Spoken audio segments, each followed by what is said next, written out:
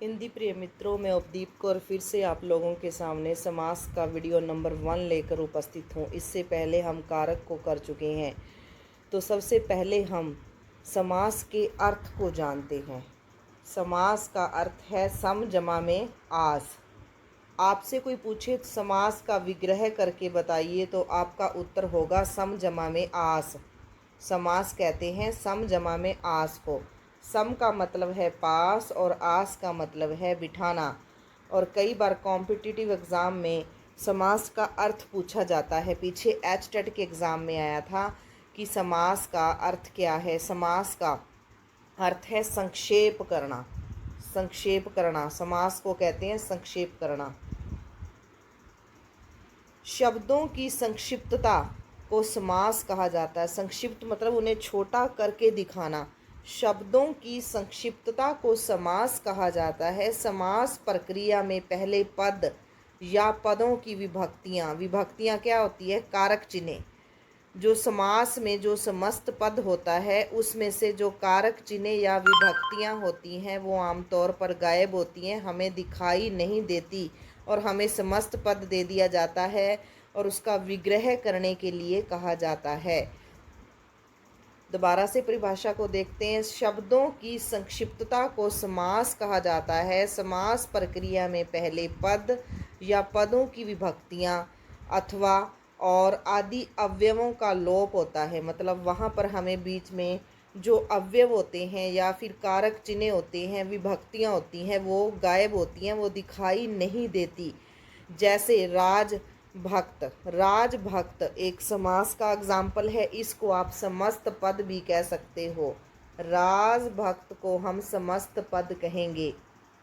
इसका जो विग्रह, इसमें हमें कारक विभक्ति जो है इसके अंदर में हमें अब इसका विभाजन करते समय हमें कारक विभक्ति खुद लगानी पड़ेगी।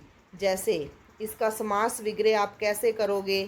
राजा का भक्त, राजभक्त राजा का भक्त। और का इसमें क्या है? विभक्ति है, कारक चिन्ह है। और का कौन से कारक की निशानी थी? मैंने आपको पिछले वीडियो में बताया था। का के की संबंध कारक की निशानी है। राजा राम भक्त मतलब राम का भक्त, भक्त का राम के साथ क्या है? एक संबंध है, तो इसलिए यहाँ पर संबंध तत्पुरुष समास है। अगला हमारा एग्जाम्पल है राजमहल। राजमहल क्या है? समस्त पद है समास में। तो आप इसको समास विग्रह करो। राजा का महल अर्थात महल के साथ राजा का संबंध है, तो यहाँ पर संबंध तत्पुरुष समास हुआ। संबंध तत्पुरुष समास की वही निशानी होगी जो कि संबंध कारक की निशानी थी, का के की। आगे महत्वपूर्ण नोट। वर्णों के मेल से जहाँ संधि होती है वहाँ शब्दों के मेल से समास बनता है। कई बार ये प्रश्न भी पूछा जाता है, संधि और समास में अंतर बताइए, तो आपका उत्तर होगा वर्णों के मेल से जहाँ संधि होती है, शब्दों के मेल से समास बनता है। जैसे कि राज और महल, ये दो शब्द हैं। राजा का महल, इससे समास बन गया, इसका समास का विग्रह भी हो गया। वर्ण क्या होते हैं? हिंदी वर्णमाला में टोटल जो 52 वर्ण हैं उसमें ए से अंग तक 11 स्वर और बाकी जो व्यंजन हैं दोनों को स्वरों और व्यंजनों को मिलाने से बनते हैं वर्ण। हिंदी वर्णमाला में टोटल 52 वर्ण हैं। वर्णों के मेल से जहाँ संधि होती है वहाँ शब्दों के मेल से समास बनता है। अन्य शब्दों में दो या दो से अधिक शब्दों के मिलने से जो एक नया स्वतंत्र पद बनता है उसे समास कहते हैं। पॉइंट नंबर 2, समस्त पद या सामसिक पद किसे कहते हैं? जैसे मैंने आपको ऊपर बताया था राजमहल, ये क्या है? समस्त पद है। इसको आप समस्त पद भी कह सकते हो, सामसिक पद भी कह सकते हो। लेकिन जब समास विग्रह होगा तो बीच में विभक्ति लगाई जाएगी, लेकिन समस्त पद में विभक्ति गायब होती है, उसको हमें खुद ढूंढना पड़ता है। जब दो या दो शब्दों को मिलाते हैं अनेक शब्दों के लिए एक समस्त पद बना लिया जाता है। यौगिक शब्दों को समस्त पद कहते हैं, जैसे विद्यालय। यौगिक जो शब्द होता है दो या दो से अधिक शब्दों के मेल से बनता है, जैसे विद्यालय है दो शब्दों के मेल से बना है, विद्या जमा में आले। तो इसमें विद्या एक शब्द है और आले इसमें दूसरा शब्द है। इस प्रकार दोनों शब्दों के मेल से बना है विद्यालय। तो विद्यालय एक यौगिक शब्द है, जो कि दो या दो से अधिक शब्दों के मेल से बने वह यौगिक शब्द होता है। आपको शब्द के तीन भेद पता है, रूढ़, यौगिक और योग रूढ़। योग रूढ़, जो योग रूढ़ होता है वो किसी विशेष अर्थ को प्रकट करता है, जैसे पंकज कमल को कहती हैं। तो पंकज शब्द क्या है, कमल की तरफ संकेत कर रहा है। विशेष जो ऐसे शब्द जो विशेष अर्थ देते हैं, किसी विशेष शब्द की ओर संकेत करते हैं, वो योग रूढ़ होते हैं। और जो यौगिक शब्द है वो दो या दो से अधिक शब्दों के योग से बनते हैं, जैसे विद्यालय विद्या प्लस में आले से बना था। दो शब्द थे, विद्या एक था, आले दूसरा शब्द था। चिड़ीमार, राजपुत्र, इसमें समस्त पद है। राजपुत्र क्या है, समस्त पद, और इसका समास विग्रह होगा राजा का पुत्र। चिड़ीमार क्या है, समस्त पद, और इसका जो समास विग्रह होगा वो होगा चिड़ियों को मारने वाला। चिड़ियों को मारने वाला, चिड़ीमार। इसमें कौन सा है, कौन सा कारक है, कौन से कारक को दर्शा रहा है, को कर्ता ने कर्म को। इसमें कर्म कारक मतलब कर्म तत्पुरुष समास है। इसमें कर्म तत्पुरुष समास, कर्ता ने कर्म को, और कर्म तत्पुरुष समास कर्म से बना। अगला है समास के कुल 6 भेद हैं। पहला भेद है अव्यवी भाव समास, दूसरा है तत्पुरुष समास, तीसरा है कर्मधारय समास, चौथा द्विगु समास, पांचवा द्वंद्व समास और छठा बहुब्री समास। सबसे पहले हम प्रथम जो भाग अव्यवी भाव समास की तरफ चलते हैं। इसकी परिभाषा को देखिए। जिस समास में पूर्व पद मतलब पहला पद प्रधान हो तथा अव्यव या अविकारी शब्द हो। अव्यव अविकारी शब्द ऐसे होते हैं, वे शब्द होते हैं जिनमें संज्ञा सर्वनाम क्रिया विशेषण के अनुसार कोई परिवर्तन नहीं होता, वे अपने रूप को नहीं बदलते, वैसे के वैसे रहते हैं, जैसे परंतु, किंतु, कल, धीरे धीरे, आज। ये क्या हैं, अव्यव या अविकारी शब्द हैं। इनके रूप में कभी भी परिवर्तन नहीं होता, इनका आप कोई बहुवचन नहीं बना सकते। ये शब्द जैसे होते हैं वैसे ही रहते हैं, संज्ञा सर्वनाम क्रिया विशेषण के अनुसार हम इनमें कोई परिवर्तन नहीं कर सकते, इनको इसी रूप में इस्तेमाल करना पड़ता है। हिंदी में इनको अव्यव अविकारी शब्द कहते हैं, इंग्लिश में इनको कंजक्शन बोलते हैं। ये यौगिक शब्दों के रूप में, योजक शब्दों के रूप में भी इस्तेमाल होते हैं। ये दो वाक्यों को आपस में जोड़ने के लिए हम किंतु, परंतु, और, यदि, यद्यपि इन अवयवों का प्रयोग करते हैं। जिस समास में पूर्व पद मीन्स पहला पद अव्यव पद प्रधान हो, अव्यव हो, अविकारी शब्द हो तथा पूर्व पद उपसर्ग व क्रिया विशेषण का कार्य करे, उसे अव्यवी भाव समास कहते हैं। पहला पद क्या होगा, अव्यव, अविकारी शब्द किंतु, परंतु, अन्न, प्रति, ये सारे शब्द अविकारी होते हैं। प्रति, अन्न, आ, यथा आदि। इसमें जो पूर्व पद होगा अव्यव अविकारी होगा, पूर्व पद उपसर्ग व क्रिया विशेषण का कार्य करेंगे, उन्हें अव्यवी भाव समास कहते हैं। पहचान देखिए, अव्यव शब्द कौन से हैं, यथा, प्रति, बे, नी, आ, ना, अन, हर पल, हर रोज, धीरे धीरे, घड़ी घड़ी, आप ही आप, अक्षण क्षण, घर घर, पल पल, जल्दी जल्दी, मन ही मन। जहाँ पर आपको पूर्व पद के रूप में ये सभी अव्यव या अविकारी शब्द मिल जाएं, वहाँ पर आप अव्यवी भाव समास पर टिक करोगे। समास में पहला जो पद होता है, जो पूर्व पद होता है, वह अव्यव या अविकारी शब्द होगा। और जो दूसरा पद होगा उसे उत्तर पद कहेंगे, वह अप्रधान होगा। प्रत्येक, अब प्रत्येक में देखिए प्रति प्लस में एक से बना है प्रत्येक शब्द। प्रति, प्रति इसमें उपसर्ग है, प्रति अव्यय है, अविकारी शब्द है, और प्रति इसमें पूर्व पद है, अव्यय है और प्रधान है, और जो एक है यह एक उत्तर पद है, और बाद वाला पद है प्रधान है, अप्रधान है। प्रत्येक प्रति जमा में एक से बना है और प्रति इसमें एक उपसर्ग है। प्रत्येक, आपको कोई कहे प्रत्येक में से उपसर्ग को अलग करिए, तो मैंने आपको उपसर्ग प्रत्यय के वीडियो में आधे अक्षर को पूरा अक्षर कर देना है, आगे से छोटी की मात्रा लगा देनी है। प्लस में अब हमारे पास बचा एक अपने आप में कोई प्रॉपर शब्द नहीं है, उपसर्ग के बाद वाले शब्द का मतलब निकलना चाहिए। यहाँ पर एक ही मात्रा थी इसलिए यहाँ पर हम एक लिख देंगे,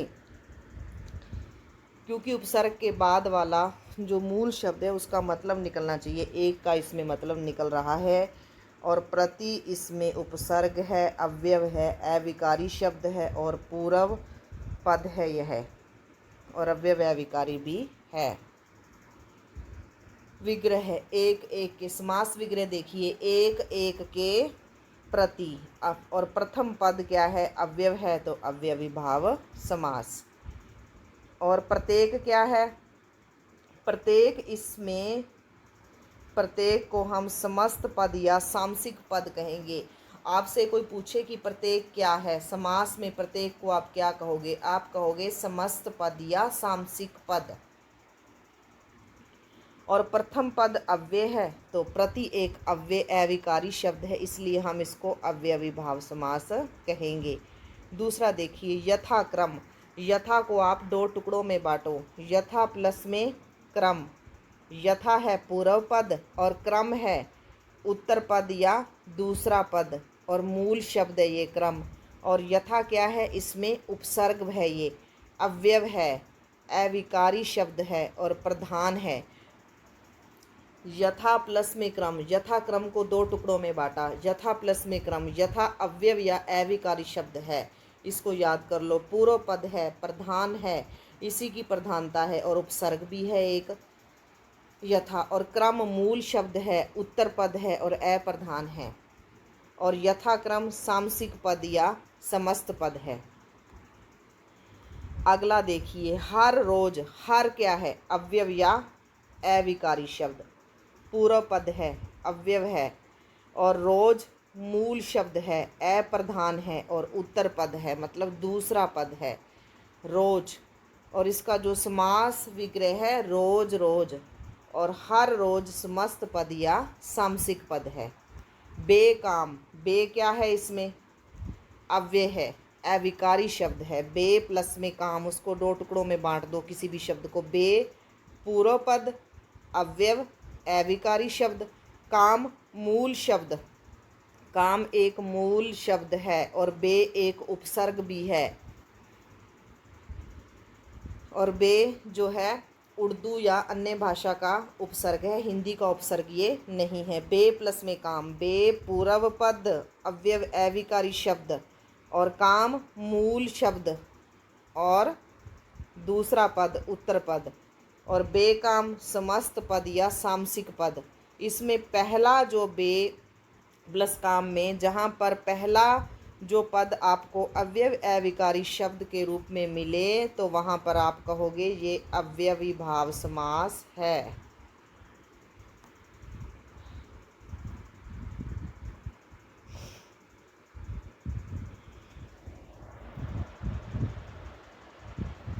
नीडर, चौथा एग्जाम्पल देखिए, नीडर समास विग्रह बिना डर के, इसका समास विग्रह होगा। नीडर कौन होता है, जिसे किसी का डर ना हो, जो बिना डर के हो, नीडर।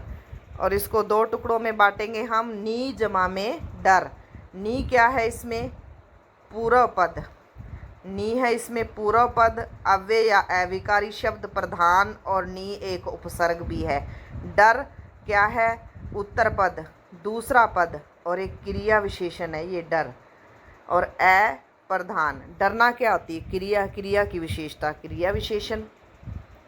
अगला एग्जाम्पल है द्वार द्वार, आपका अव्ययी भाव समास का अगला एग्जाम्पल है द्वार द्वार, द्वार ही द्वार।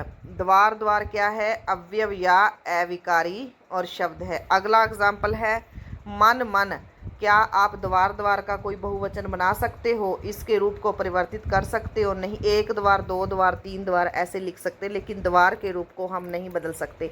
जैसे मन मन, मन ही मन, मन क्या है? द्वार, और मन को आप अव्यव या अविकारी शब्द की संज्ञा दे सकते हो। मन ही मन का कोई हम बहुवचन नहीं बना सकते। ऐसे कह सकते एक मन, दो मन, तीन मन, लेकिन मन को नहीं बदल सकते, मन मन ही रहेगा। तो मन क्या है? अव्यव या अविकारी शब्द, तो इसलिए अव्यय भाव समास है। बीचों बीच, बीच क्या है? अव्यव या अविकारी शब्द।